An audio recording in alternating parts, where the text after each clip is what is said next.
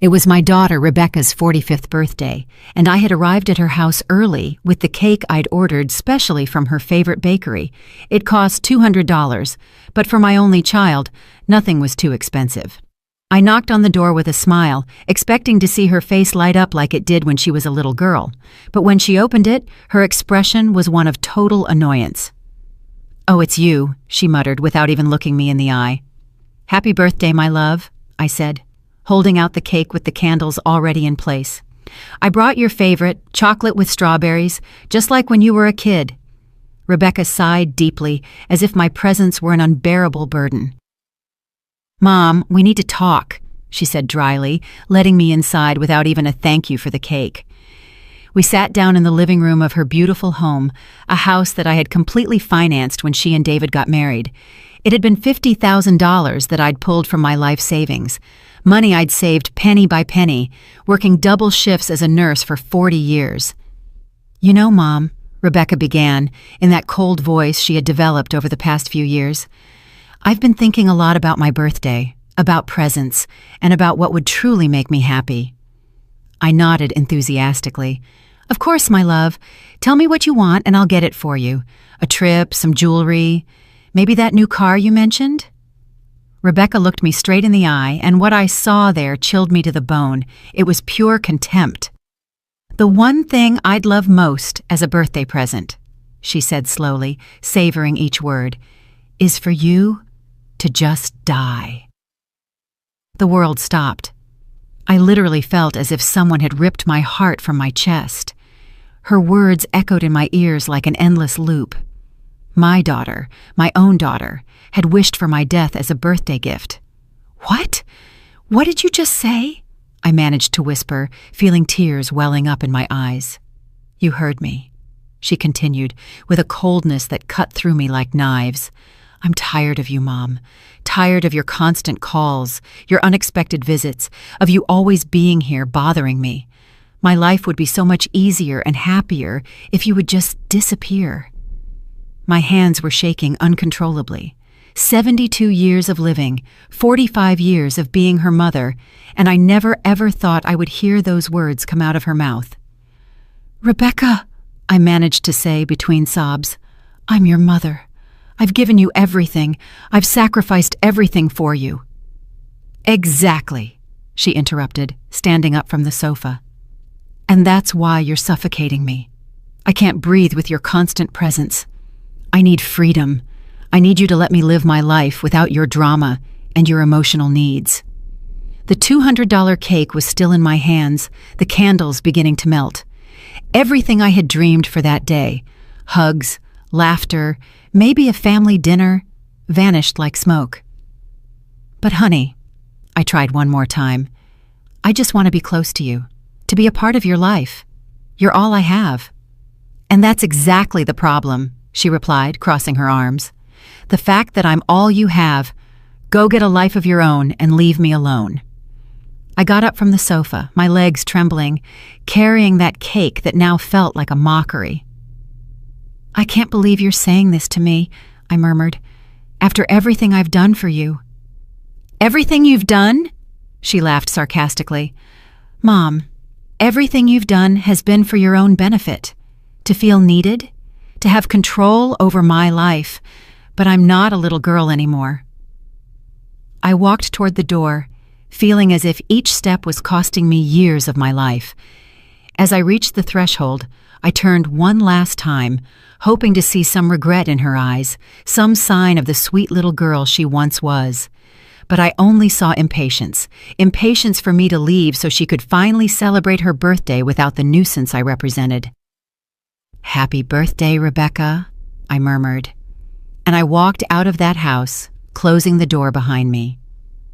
I didn't know at that moment that it would be the last time I would ever enter that house as the mother who had sacrificed everything, because what my daughter didn't know was that she had just awakened something in me that had been dormant for decades.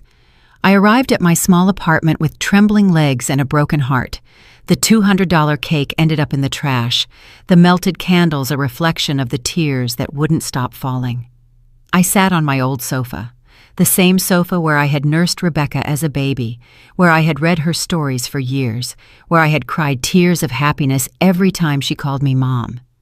How had I ended up here? How could my own daughter, the child I had carried in my womb for 9 months, wish for my death with such coldness? I began to remember everything, absolutely everything I had done for her over the past 45 years. When she was 3 and got pneumonia, I worked triple shifts at the hospital to pay for her medicine. It was $1,200 in antibiotics that my insurance didn't cover, money I got from selling my late mother's jewelry. When she turned 16 and wanted to go to the prom, I worked entire weekends for 4 months to buy her that pink dress that cost $800. I remember how her eyes sparkled when she tried it on. "Thank you, Mom. You're the best in the world," she had said, hugging me tight. In college, when she changed her major for the 3rd time, I paid for every semester without a single complaint. $42,000 in total, money I got by taking out a second mortgage on my house. "Don't worry, honey," I would tell her every time she called me crying. "Your education is the most important thing." When she married David, I organized and paid for the entire wedding, $35,000, so she could have the wedding of her dreams. The most elegant ballroom in the city, the most beautiful flowers, the menu she chose without worrying about the price. "I want my princess to have everything," I told her as I signed check after check. And then came the house, that very house where she had just humiliated me. When Rebecca and David decided they wanted to buy their first property, I didn't hesitate for a second. "Don't worry about the down payment," I told them. "I'll take care of it." It was $150,000 from my life savings, the money I had been saving for my retirement. But it didn't end there. When the twins arrived 5 years ago, I became the free babysitter. Every night Rebecca wanted to go out with David. Every time they had plans and needed someone to watch the kids, there I was, not charging a single cent, happy to help my daughter have the life she had always dreamed of. When David lost his job last year, who paid the mortgage for 8 months? Me. $16,000 that I took from my pension, money that meant eating rice and beans for weeks just to stretch my income. And when the twins needed braces, another $4,000 that I covered without a second thought. "Don't worry," I told them, seeing their distressed faces. "That's what grandparents are for." I got up from the sofa and went to my desk, where I kept all the receipts, all the proof of every single penny I had spent on my daughter and her family. They were boxes and boxes of documents that I had kept, not because of mistrust, but because it made me proud to remember everything I had been able to do for them. I started doing the math, raising Rebecca from birth until she was on her own, approximately $200,000. College, $42,000. The wedding, $35,000. The down payment on the house, $150,000. The mortgage payments when David was unemployed, $16,000. The twins' braces, $4,000. The birthday and Christmas gifts over all those years, at least $10,000 more. The total was devastating, over $460,000, almost $500,000 that I had invested in my daughter's happiness. And all of it to hear that her greatest desire was for me to die. Tears fell onto the papers as I added and subtracted. If I had put that money in a savings account with compound interest, today I would have more than $600,000. I could be living in a nice house, traveling the world, enjoying a comfortable retirement instead of counting pennies in this tiny apartment. But no, I had chosen to invest in love. I had chosen to believe that the money spent on my daughter was money well spent, that every sacrifice was worth it, because in the end, I would have a daughter who loved me and would take care of me in my old age. How foolish I had been. I picked up the phone and dialed Rebecca's number. I needed to hear her voice one more time. I needed to confirm that she had really said those terrible words. "What do you want now, Mom?" she answered with annoyance after the 5th ring. "Rebecca, I need to know if you really meant what you said to me today," I asked in a trembling voice. "Of course I meant it," she replied without a hint of remorse. "Mom, it's time for you to understand that I need space. Your obsession with me isn't healthy." "Obsession?" I repeated, incredulous. "You call a mother's love obsession?" Yes, exactly that. And I hope that after today you finally get the message.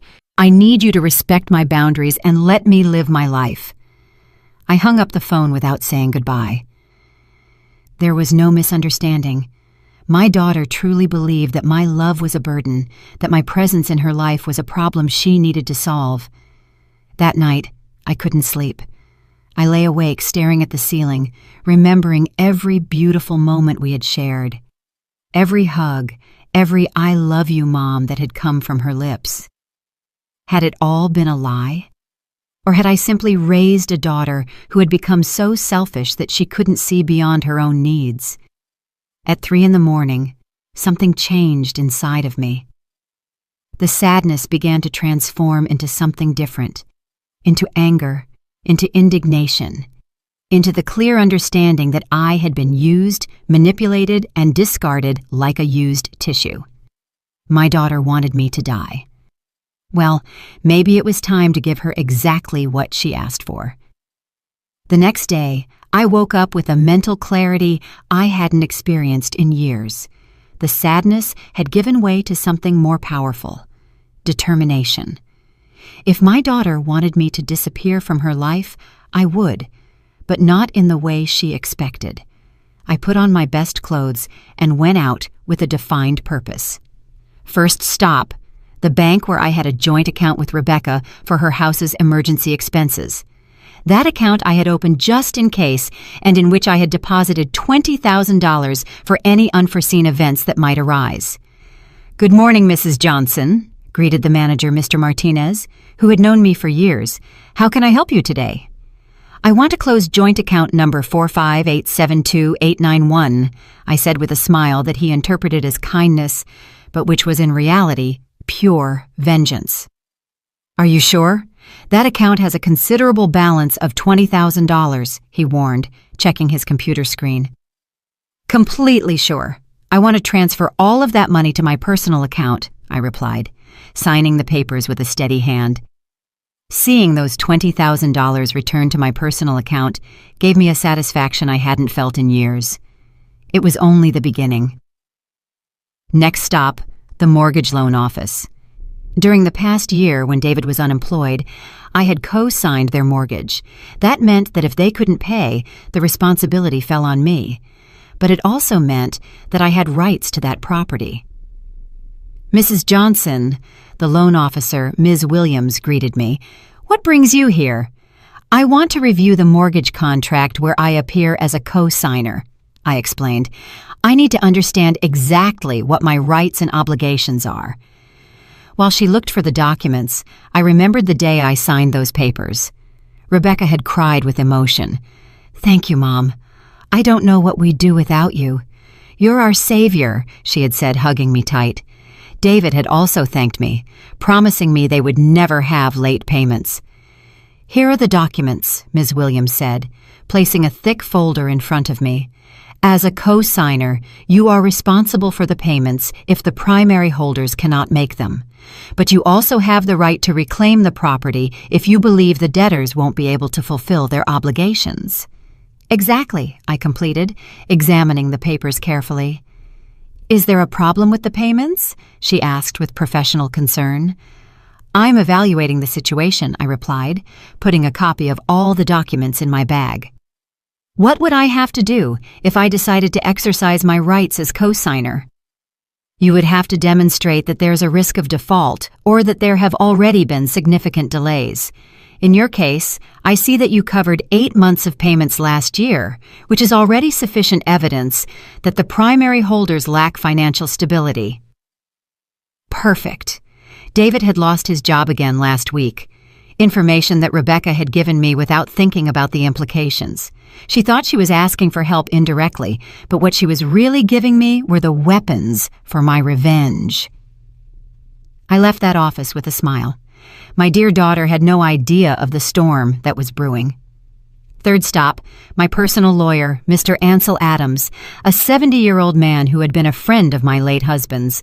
He knew my entire family situation and had witnessed my sacrifices for Rebecca for decades. "Julietta," he greeted me warmly, "what brings you to my office? It's not common to see you here." "Ansel, "I need your help with something very important," I told him, sitting in front of his desk. "I want to completely change my will." His eyebrows shot up in surprise. "Has something happened with Rebecca?" I told him everything. Every hurtful word, every moment of contempt, the coldness with which she had wished for my death on her own birthday. Ansel listened to me in silence, his expression becoming more serious with each detail. "Julieta," he said finally, "I'm so sorry for what you're going through. I never thought Rebecca was capable of something like that after everything you've done for her." "Me neither," I sighed, "but I've made my decision. I want to change my will and leave everything to a charitable organization. I also want to set up a trust fund for my grandchildren, but Rebecca can't have access to that money until they turn 25. "That can be done," Ansel nodded, taking notes. "Do you also want to change the beneficiaries of your life insurance?" "Of course. Anything with Rebecca's name on it, I want to change it. My daughter wants me to die, but when I do, she's not going to receive a single penny from me." We spent 2 hours reviewing all my legal documents, my $100,000 life insurance policy, my savings, my apartment, my investments.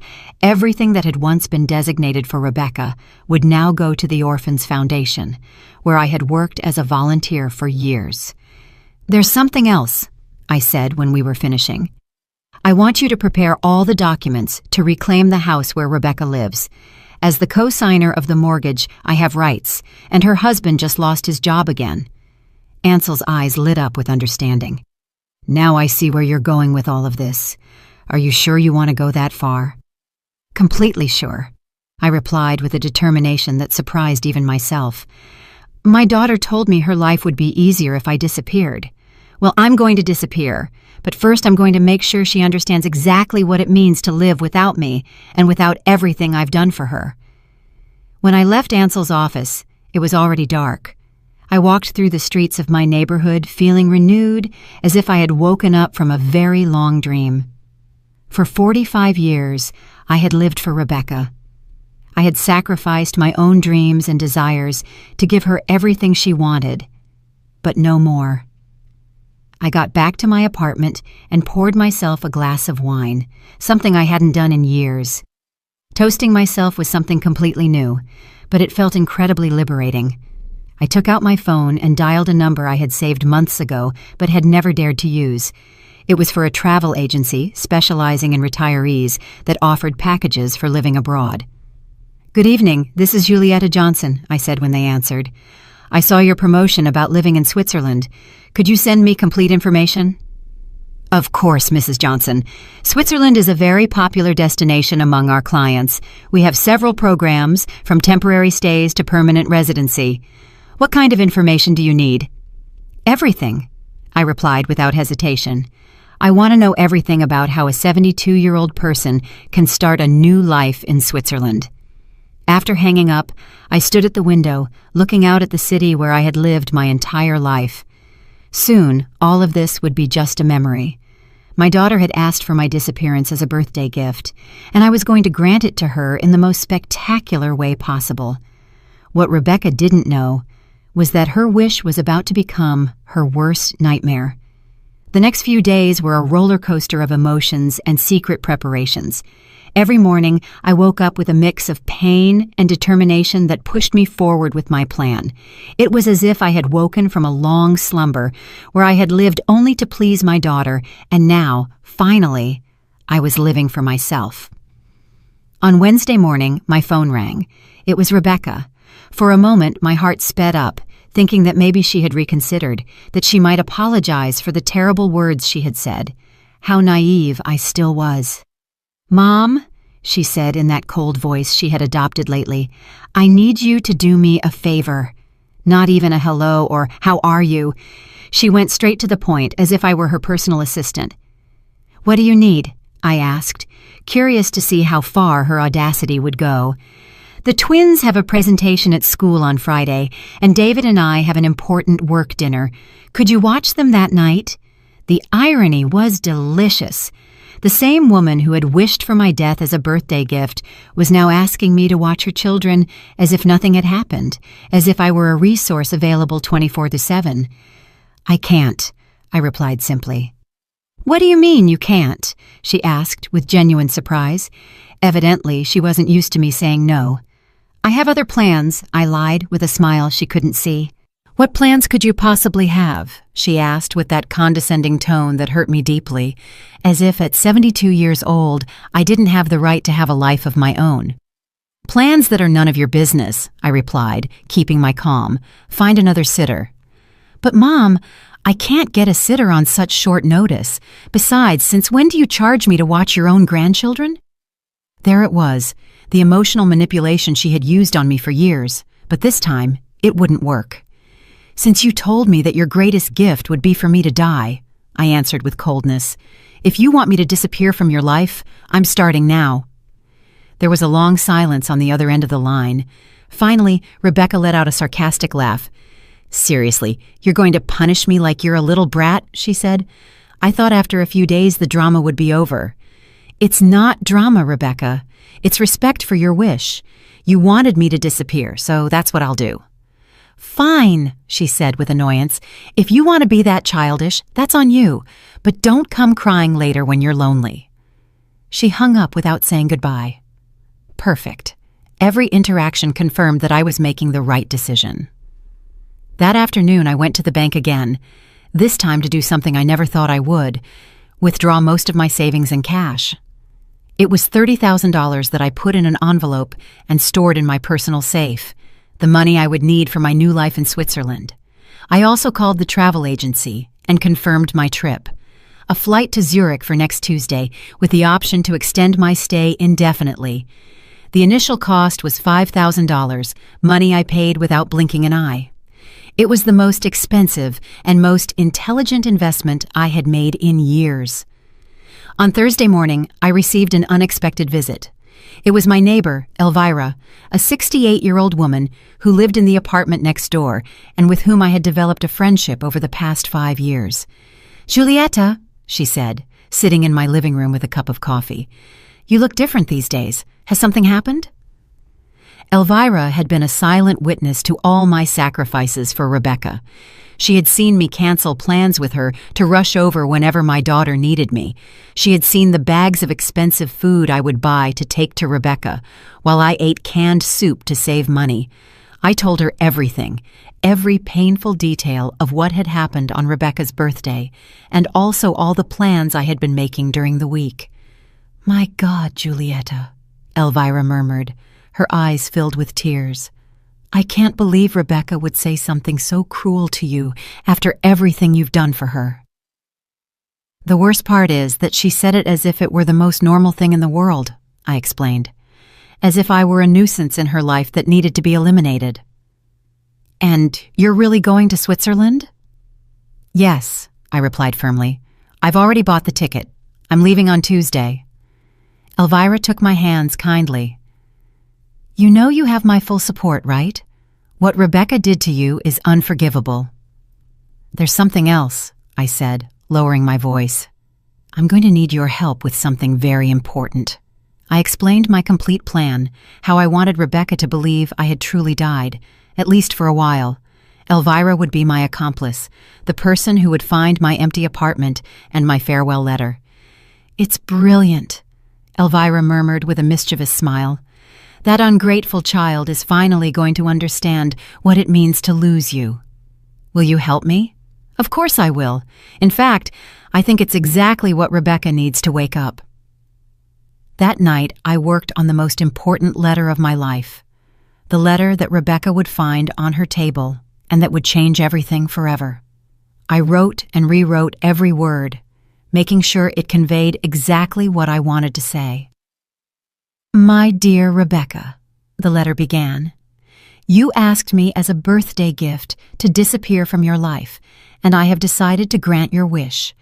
When you read this letter, I will already be far from here, starting the life I should have lived years ago instead of sacrificing it all for you. I continued writing for hours, documenting every penny I had spent on her, every sacrifice I had made, every opportunity I had missed by always being available for her needs. But it wasn't a bitter letter. It was an educational letter. I wanted her to understand exactly what she had lost. Along with this letter, you will find all the legal documents I have signed this week, I continued writing. The change of will, the cancellation of your health insurance that I paid for, the notification that as the co-signer of your mortgage, I have decided to exercise my rights due to David's job instability, and the cancellation of all financial benefits you received from me. It was a 23-page letter that meticulously detailed everything that was going to change in her life now that I had disappeared, just as she wanted. Your life will be much easier without me, the letter ended, but it will also be much more expensive. I hope it's worth it. On Friday night, as I was packing my most important belongings into 2 suitcases, I received a call from Rebecca. I didn't answer. She called 3 more times, but I simply let the phone ring. I had nothing left to say to her. The next day, Saturday, David appeared at my door. He looked exhausted and desperate. "Julieta," he said in a pleading voice, "Rebecca told me what happened between you two. I know what she said was wrong, but please don't do this to our family." "Do what?" I asked, feigning innocence. "Stop helping us. Just withdrawing from our lives like this. The kids need you. We need you." How interesting. When Rebecca wanted to get rid of me, I was a nuisance. But when they realized everything I did for them, suddenly they needed me. "David," I said calmly, "your wife was very clear with me. My presence in her life is a burden she no longer wants to bear. I'm just respecting her wishes." "But Julieta, you know how Rebecca is when she gets mad. She didn't mean it." "Oh, she didn't?" "Because she sounded pretty convincing when she wished for my death as a birthday gift." David lowered his head. He knew he had no argument to defend the indefensible. "Please," he insisted, "give me a chance to fix this. I'll talk to Rebecca. I'll make her understand how wrong she is." "It's too late for that," I replied, slowly closing the door. "Give my grandchildren a kiss for me." Sunday was my last day in that city. I spent the morning walking through the places that had been important in my life, the hospital where I had worked for 40 years, the park where I had taken Rebecca as a child, the church where I had married her father. It was my silent farewell to a life I had lived completely for others. On Monday, I would begin a life that I would finally live for myself. On Sunday night, I couldn't sleep, not because of nerves or regret, but because of a strange emotion I hadn't felt in decades, the anticipation of an adventure. At 72 years old, I was about to begin the life I had always dreamed of, but never dared to live. At 5 a.m. on Monday, Elvira knocked on my door as we had arranged. She brought fresh coffee and a knowing smile that filled me with energy. "Ready for your great escape?" she asked, winking. "More than ready," I replied, carrying my 2 suitcases to the door. "Do you have the spare keys to my apartment?" "Here they are," she said, showing me the set of keys I had given her the night before. "And I also have the letter for Rebecca and all the legal documents you're going to leave on her table." We had planned everything meticulously. Elvira would wait until Wednesday to go to Rebecca's apartment and deliver the documents, pretending that she had found my apartment empty and had become worried about my disappearance. It would be she who would break the news to Rebecca that I was gone forever. "Remember," I said as we called a cab, "you have to act very worried. Tell her I didn't answer the phone for 2 days, that you knocked on my door and I didn't respond, and that when you used the emergency keys, you found the apartment empty and the letter on her table. Don't you worry, Julieta. I was a drama teacher for 30 years. It's going to be the performance of my life," Elvira told me with a mischievous smile. The cab arrived punctually at 6 a.m. As they loaded my suitcases, I took one last look at my apartment. I had lived there for 15 years, but strangely, I didn't feel nostalgic. It was as if I was finally freeing myself from a prison I had built myself. "To the airport?" the cab driver asked. "To the airport," I confirmed, and I felt as if those 2 words marked the beginning of my new existence. During the 40-minute ride, I thought about everything I was leaving behind. My volunteer work at the hospital, my daily routines, the constant worry about Rebecca and her problems. but I also thought about everything that awaited me. The freedom to make my own decisions, to spend my money on myself, to live without the constant weight of my daughter's emotional demands. At the airport, while I waited for my flight, I received 3 calls from Rebecca that I didn't answer. Then a text message came in. "Mom, you're being ridiculous. The kids are asking about you. Call me." I deleted the message without replying. It was fascinating how, now that I wasn't available 24/7, she suddenly needed me. The flight to Zurich was long but peaceful. For the first time in years, no one knew where I was. No one could call me to ask for favors, money, or time. It was an intoxicating feeling of freedom I hadn't experienced since before I became a mother. During the 12-hour journey, I wrote in my journal everything that had happened in the last week. Every detail, every emotion, every decision that had led me to that moment. I wanted to remember exactly what it felt like to free myself from a toxic relationship, even when that relationship was with my own daughter. I arrived in Zurich on Tuesday night, local time. A representative from the travel agency was waiting for me at the airport with a sign that had my name on it. He was a young, kind man named Klaus who spoke perfect English. "Mrs. Johnson," he greeted me with a genuine smile. "Welcome to Switzerland. I hope you're ready for a new adventure." "More than ready," I replied, and for the first time in weeks, my smile was completely authentic. Klaus took me to a beautiful furnished apartment in the center of Zurich that he had rented for 1 month while I decided if I wanted to stay permanently. It was small but cozy, with windows that overlooked a lovely park and a partial view of the lake. "Here is all the information about the city," Klaus said, handing me a thick folder. "Places to eat, activities for people your age, German classes, social groups. I've also scheduled a meeting for you with a financial advisor for tomorrow afternoon to help you with the paperwork if you decide to stay permanently." That night, I slept better than I had in years. There was no phone that could ring, no one who needed anything from me, no responsibilities beyond taking care of myself. On Wednesday morning, I woke up early and went out to explore the city. I had breakfast at a charming cafe by the lake. I bought fresh flowers for my temporary apartment, and for the first time in decades, I spent money on something completely unnecessary, a beautiful silk scarf that cost $100. I bought it simply because I liked it, without worrying about the price or whether that money could be better invested in my daughter's needs. As I walked through the streets of Zurich, I mentally calculated how much money I had spent on Rebecca in just the last 5 years. Between the mortgage payments when David was unemployed, the twins' braces, the constant gifts, the gas to go watch the kids, the food I always brought when I visited, it had been at least $50,000.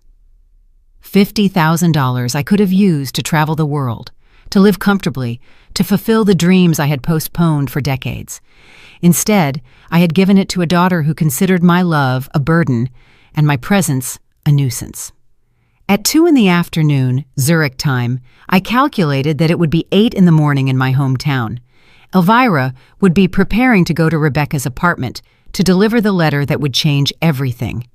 I sat on a bench by the lake and waited. I knew that in a few hours my phone would start ringing desperately. Rebecca would finally understand what it meant to truly lose me. At 5 p.m, my phone started to vibrate. It was Rebecca. I let it ring until it stopped. Immediately, it rang again. Again, Rebecca. This time, I answered. "Mom!" she screamed, her voice cracking. "Where are you?" "Elvira came to the house with a letter from you. She said you've disappeared. What's going on?" "Hello, Rebecca," I replied calmly, enjoying the Swiss lake as I spoke. "Did you read the letter yet?" "Yes, I read it. Are you crazy? How could you do this to us? Where are you?" "I'm exactly where I need to be," I replied, "far away from you, just as you wanted." "But I didn't want this. I didn't want you to actually leave. I was just angry. I didn't mean it."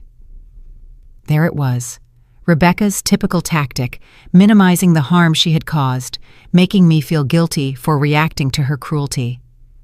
"You didn't mean it when you told me that your greatest birthday wish was for me to die?" I asked her, "because you sounded pretty convincing."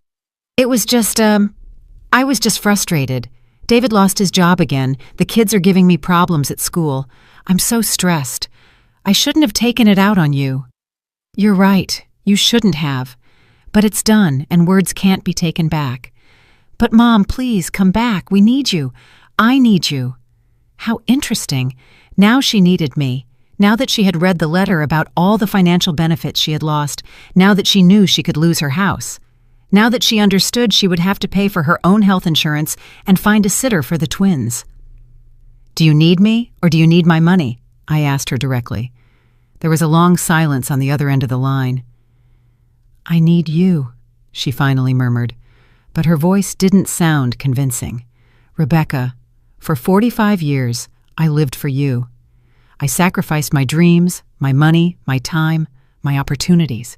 And when I finally needed to feel that you loved me and valued me, you told me you'd rather I was dead. Those words broke my heart in a way I will never be able to fix. I'm sorry, Mom. I'm so sorry. Sorry is not enough, Rebecca. The damage is done.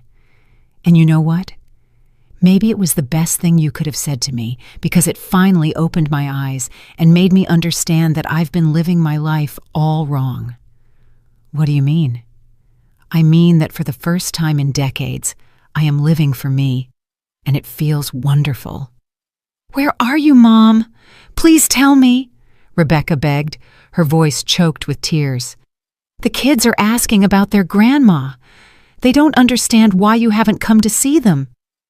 It was fascinating how now that I wasn't available, the grandchildren suddenly missed me. For all those years, when I canceled my plans to watch them, when I bought them expensive gifts, when I took them to the park while Rebecca went shopping, it was just what was expected of me. But now that I was gone, my absence was felt. The kids will be fine, I replied, looking at the Swiss mountains in the distance. They're resilient. What they will learn is that actions have consequences and that hurtful words can destroy relationships forever. But Mom, please, you can't just disappear like this. What if something happens to you? What if you get sick? How will we know? Now she was worried about my well-being. How convenient. Rebecca, in the last 5 years, I've had 3 episodes of high blood pressure that sent me to the hospital. Do you know how many times you visited me? None. You always had something more important to do, so don't come to me now with concerns about my health. That's not true, she weakly protested. It is true. The first time I was hospitalized, I called you from the emergency room. You told me you couldn't come because you had a hair appointment. The second time was David's birthday, and you were celebrating. The third time, you simply didn't answer the phone. The silence on the other end of the line confirmed that she remembered every single occasion perfectly. I thought it wasn't serious, she murmured. Of course, because my health was never a priority for you. But my checks were. It's not about the money, Rebecca screamed. It's about you. I miss you, Mom. Do you miss me, or do you miss having someone available 24/7 to solve your problems? I hung up the phone without waiting for a response. It immediately rang again, but this time I turned it off completely. I needed peace to enjoy my first night of freedom. That night, I went out to dinner alone at an elegant restaurant by the lake. I ordered the most expensive dish on the menu, salmon with caviar that cost $80, and I drank an entire bottle of French wine. It had been years since I had given myself that kind of luxury, always thinking that the money could be useful for Rebecca. The next day, Thursday, I turned on my phone and found 47 missed calls and 23 text messages, all from Rebecca and David. The messages evolved from pleas to threats. Please, Mom, answer, the first one said. We're so worried, the fifth one said. If you don't answer, we're going to call the police, the 10th one threatened. We already called the police. They said there's nothing they can do because you left a letter explaining your departure, the 15th one admitted. The bank called us. You canceled the joint account. How are we going to pay for emergencies, the 20th one said. It was beautiful to see how the concern for my well-being quickly turned into panic over the financial implications of my absence. I decided to answer just one message. I'm fine. I'm exactly where I need to be. Don't look for me. The response came in less than 5 minutes. "You don't understand what you're doing. You're going to ruin us. The mortgage lawyer called us. He says you can take our house." There it was. The truth. She wasn't worried that I might be suffering or in danger. She was worried because she had finally understood the financial implications of losing me. I replied, "Now you understand what it's worth to have me in your life. Too bad you realized it too late." That afternoon, I had my meeting with the Swiss financial advisor. He was an older, very professional man named Herr Meyer, who helped me understand all my options for permanent residency in Switzerland. "With your current savings and your American pension," he explained, "you can live comfortably here for the rest of your life. Switzerland has excellent medical care programs for retired foreigners, and the quality of life is exceptional." For the first time in years, I spoke openly about my finances without worrying about saving money for Rebecca's emergencies. It was liberating to calculate my expenses based solely on my own needs and desires. "You can also invest part of your savings in the Swiss economy," Herr Meyer continued. "The returns are stable and secure. In 5 years, you could double your assets if you invest wisely." Double my assets. How many times had I had that opportunity, but I had preferred to spend the money on my daughter's whims. "Is there anything else I should tell you?" the advisor added. "We have many clients in situations similar to yours. Older people who have come to Switzerland looking for a new start after complicated family relationships. You are not alone in this experience." That information comforted me deeply.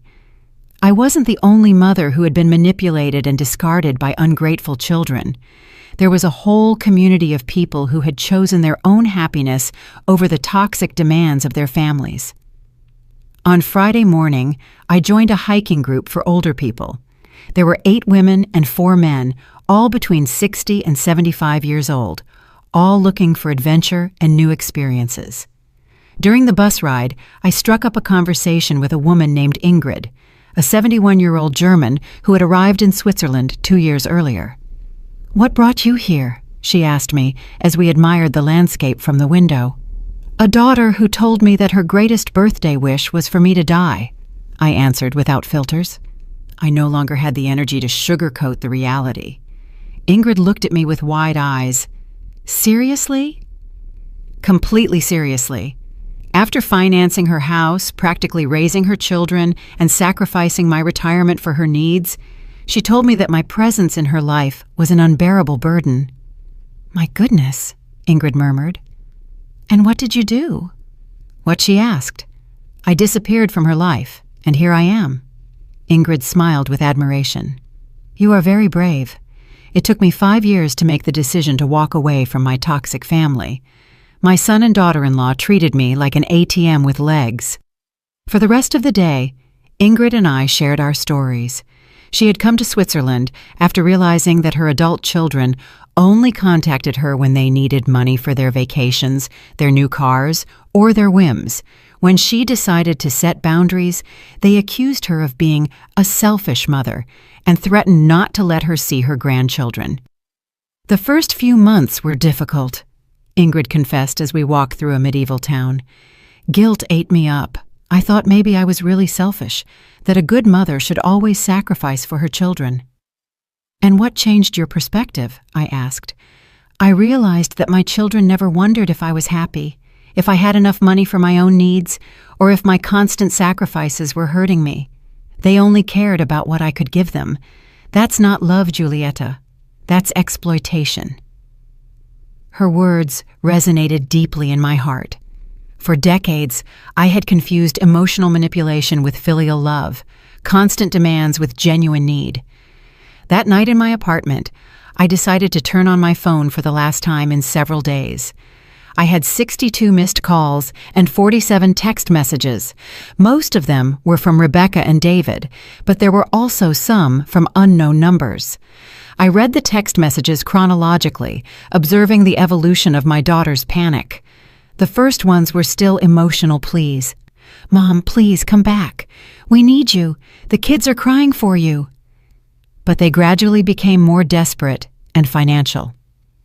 The bank called us for a meeting on Friday. They say that, as the co-signer, you have the right to reclaim the house. They can't take our house away for a misunderstanding. By the 5th day, the messages had become aggressive.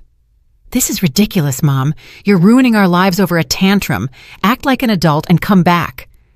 And finally, desperate, I called all the hospitals, the police, your friends. No one knows where you are. If something happens to you, it's going to be my fault. Please, just tell me you're okay.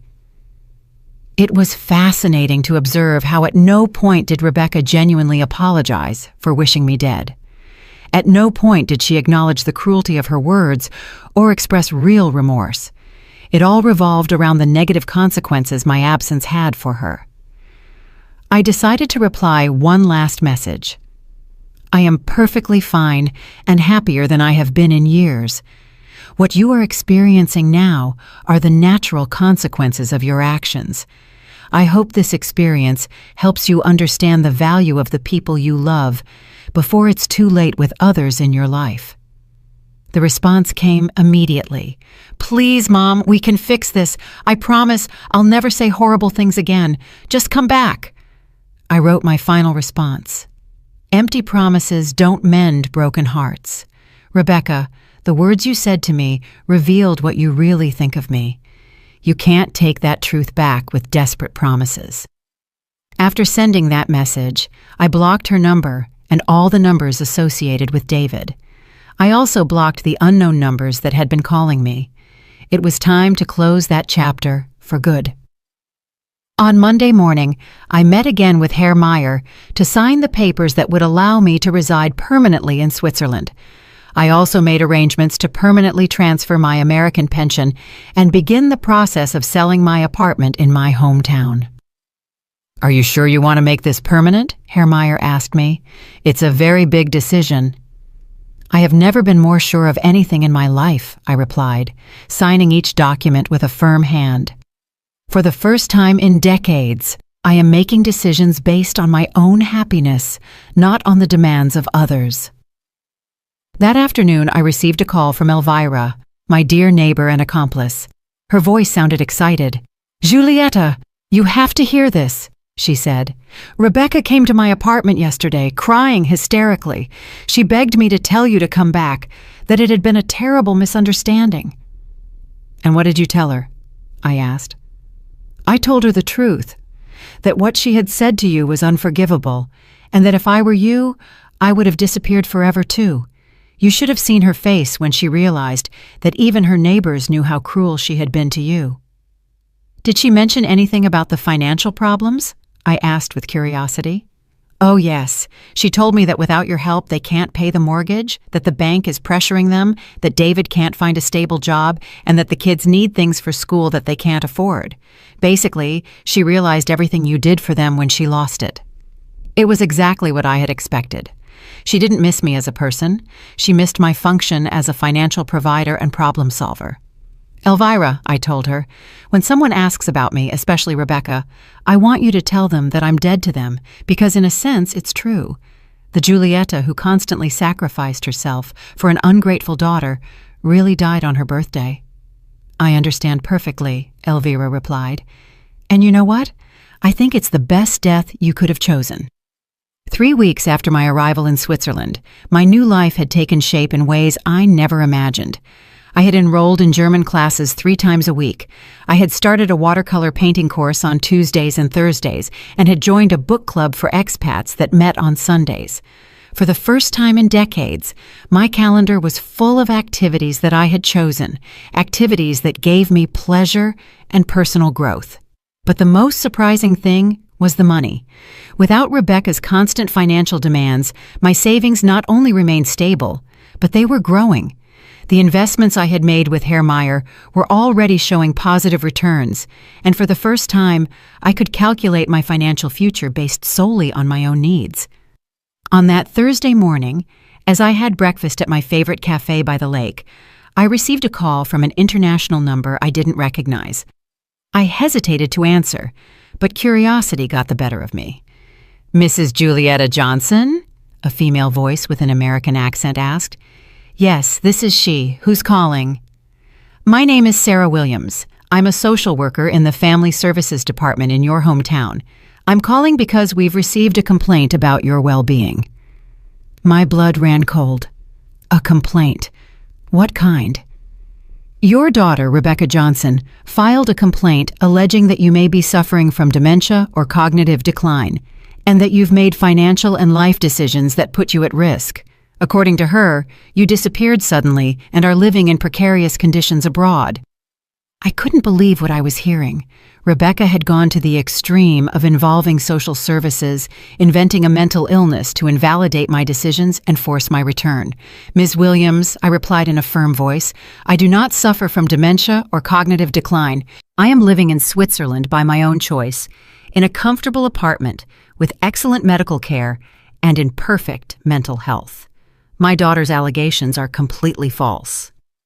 "I understand your position, Mrs. Johnson, but we need to verify your well-being. Would it be possible to coordinate a medical and psychological evaluation through the American consulate in Switzerland?" "Of course," I replied without hesitation. "I am willing to undergo any evaluation that demonstrates I am in perfect mental health and that my decisions have been made with complete lucidity." After coordinating the details for the evaluation, I hung up the phone, feeling a mix of rage and disbelief. Rebecca had crossed a line of no return. Not only had she wished me dead, but now she was trying to destroy my mental credibility to regain control over my money and my life. I immediately called my lawyer, Ansel, back in my hometown. "Julieta," he greeted me with concern. "I'm glad to hear your voice. I've had a very interesting week with your daughter." "I bet you have. I just spoke with social services. Rebecca is accusing me of having dementia." "That's not all," Ansel sighed. "She also hired another lawyer to try to challenge all the legal changes you made before you left. She's alleging that you weren't in your right mind when you signed them." "Can she do that?" "She can try, but she doesn't have solid legal grounds. I have recordings of all our conversations where you clearly demonstrate total lucidity. Furthermore, the fact that you meticulously planned your departure and are living independently in Switzerland contradicts any allegations of cognitive decline. What else is she doing?" "She has tried to access your bank accounts, alleging concern for your well-being. She also wanted to stop the process of reclaiming the house, but since everything is legally backed, and she herself signed the documents where she acknowledges that David lost his job again, she has no valid arguments." It was incredible how far Rebecca was willing to go to get back the financial benefits she had lost. "Ansel, I want you to prepare a defamation lawsuit against my daughter. Her false allegations about my mental state could affect my reputation and my legal rights." "It would be my pleasure," Ansel replied with satisfaction. "After seeing how she has treated you, I think it's time for her to face the legal consequences of her actions." 2 days later, I showed up at the American consulate in Zurich for the medical and psychological evaluations. The American doctor who examined me was an older, experienced man who immediately understood the situation. "Mrs. Johnson," he told me after an exhaustive 3-hour evaluation, "not only are you in perfect mental health, but the decisions you have made demonstrate admirable lucidity and courage. Your daughter is clearly trying to manipulate the legal system to recover financial benefits. That will be officially documented." "Absolutely. I'll send a detailed report to social services explaining that her allegations are unfounded and that you are living an independent and healthy life in Switzerland." That same afternoon, I received a call from the social worker. "Mrs. Johnson, we have received the medical report from the consulate. It is clear that your daughter's allegations are baseless. We are going to close the case and notify Rebecca that her complaints were unfounded." "Thank you," I replied. "Will this be in some kind of record?" "Yes, it will be documented that she filed a false complaint about a family member's well-being, which could have legal implications if it is repeated." Perfect. Rebecca had not only failed in her attempt to invalidate my decisions, but now she had an official record of filing false complaints. That night, I decided to do something I had been putting off. Write an open letter detailing my entire experience, not for Rebecca, but for other mothers who might be living in similar situations of manipulation and emotional abuse from adult children. I wrote for 4 hours, documenting every sacrifice I had made, every manipulation I had suffered, and every step I had taken to reclaim my dignity and my life. It was a 20-page letter that I titled, "When a Mother's Love Becomes Self-Destruction, My Story of Liberation at 72. I decided to send the letter to an online blog I had discovered that specialized in stories of older women who had found the courage to radically change their lives. A week later, I received an enthusiastic response from the editor. "Julieta," she wrote, "your story is powerful and inspiring. We have received hundreds of comments from women who completely identify with your experience. Would you be willing to participate in a video interview for our YouTube channel?" I accepted immediately. It was time to use my experience to help other women who were trapped in toxic family dynamics. The interview was published 2 weeks later and quickly went viral.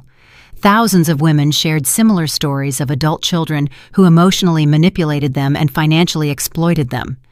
The comments were a catalog of pain and recognition. "My 40-year-old son lives in my house, doesn't pay rent, and yells at me when I ask him to look for a job," one woman wrote. "My daughter only calls me when she needs money for her vacations, but she never has time to visit me when I'm sick," another shared. "I thought I was the only mother who felt used by her own children," a third confessed. But the most impactful thing came a week after the interview was published. I received an email from an address I immediately recognized. It was David, my former son-in-law. "Julieta," he wrote, "I saw your interview on YouTube. I need you to know that I completely agree with you. What Rebecca said to you was unforgivable, and the way she has treated you for years is unacceptable. I myself have been a witness to how she manipulates and uses you, but I never had the courage to confront her because we were so dependent on your financial help." He continued, "I want you to know that the kids miss you a lot, and they don't understand why you don't come to see them anymore. Rebecca has told them that you're sick and can't visit, but I believe they deserve to know the truth when they are older." The email ended, "I know it's probably too late for apologies, but I wanted you to know that at least one person in this family acknowledges how badly we treated you and how much you sacrificed for us. I hope you are happy in your new life." I read the email 3 times before deciding how to respond. Finally, I wrote, "David, I appreciate your honesty, but apologies after the fact don't change the damage done. I hope this experience helps you to be a better husband and father, and that you teach your children to value the people who love them before it's too late." It was the first time someone in my family had publicly acknowledged the abuse I had suffered. It didn't change my decision to stay away, but it did give me a sense of validation that I had been needing for years. My new life in Switzerland was flourishing in ways I never imagined. I had real friends who valued me for who I was, not for what I could give. I had hobbies and passions that I had rediscovered. I had peace of mind and financial stability. And most importantly, I had dignity. 6 months after my arrival in Switzerland, my life had taken a shape I had never dreamed possible. It was a perfect spring morning when I received a call that would change everything once again. It was Elvira, my dear neighbor and accomplice. "Julieta," she said with an excited voice, "you have to hear this. Rebecca lost the house." My heart stopped for a moment. Despite everything, a part of me still worried about my grandchildren's well-being. "What exactly happened?" I asked. "The bank foreclosed on the mortgage last week. David couldn't find a stable job. They fell behind on the payments, and since you are the co-signer and are exercising your legal rights, the bank proceeded with the foreclosure. Rebecca came to me yesterday, crying hysterically." "And the kids? They're fine. They moved to a small apartment on the other side of town. David finally got a job in a factory, earning a lot less than before, but at least it's something stable. Rebecca had to go back to work too." It was strange, the mix of feelings I experienced. I didn't feel joy for their suffering, but a deep satisfaction of justice. For the first time in their lives, Rebecca and David were experiencing the real consequences of their decisions without having someone to rescue them. "Is there anything else?" Elvira continued. "Rebecca asked me if I knew how to contact you. She said she wants to genuinely apologize, that she finally understands everything she lost when she lost you." "And what did you tell her?" "I told her that some wounds are too deep to heal, and that some words can never be taken back. I also told her that you are flourishing in your new life, and that it's probably best for both of you that she doesn't try to contact you." Elvira was right. Over these 6 months, I had built an inner peace that I didn't want to risk for empty promises from a daughter who had repeatedly shown that she only valued me when she needed me. That afternoon, I received an unexpected call from my lawyer, Ansel. "Julietta, I have some interesting news," he said. "Rebecca's house has finally been sold by the bank, and since you were the co-signer, you have the right to recover your initial investment of $150,000 plus the accumulated interest." "How much is that in total?" $185,000. The bank has already approved the transfer. The money will be in your Swiss account next week." It was incredible. Not only had I recovered my original investment, but I had gained an additional $5,000, money that would have been lost forever if I had continued to be the ever-sacrificing mother. "There's also something else," Ansel continued. "Your apartment in your hometown has finally sold. After commissions and expenses, the net amount is $95,000. In total, I was receiving almost $300,000 in assets that I had given up for lost. With my existing savings and the investments I had made in Switzerland, my total net worth now exceeded $500,000. At 72 years old, I was richer than I had ever been in my life. That night, I celebrated at my favorite restaurant by the lake. I ordered French champagne and toasted the brave woman who had the courage to start over when everything seemed lost. As I dined, I thought about the entire journey. I had started this journey as a broken and humiliated mother, devastated by the cruel words of an ungrateful daughter. But now I was an independent woman, financially stable, surrounded by genuine friends, and living the life I had always dreamed of.